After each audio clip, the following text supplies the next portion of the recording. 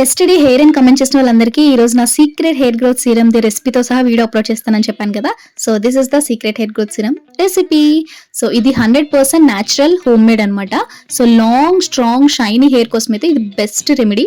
So మరి ప్రొసీజర్లోకి వెళ్ళిపోదామా. So first అయితే మనం ఏ రోజైతే యూస్ చేద్దామని అనుకుంటున్నామో ఆ బిఫోర్ నైట్ ఒక 2 టేబుల్ స్పూన్స్ ఆఫ్ రైస్ని ఒకసారి వాష్ చేసుకొని ఓవర్ నైట్ సోక్ చేయడానికి అయితే వదిలేయాలన్నమాట.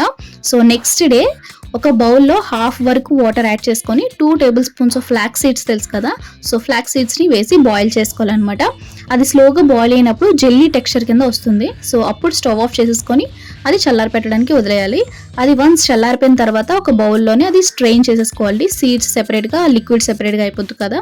సో అందులో మనం ఓవర్ నైట్ సోక్ చేసిన రైస్ వాటర్ ఏదైతే ఉందో, రైస్ కాకుండా ఓన్లీ వాటర్ యాడ్ చేసుకోవాలి. రైస్తో ఏం చేయాలో నేను నెక్స్ట్ వీడియోలో చెప్తాను. సో ప్రెజెంట్ అయితే మనం ఓన్లీ వాటర్ యాడ్ చేసుకుని బాగా మిక్స్ చేసుకోవాలన్నమాట. అంతే, మన పవర్ఫుల్ హెయిర్ సీరం అయితే రెడీ అయిపోయింది.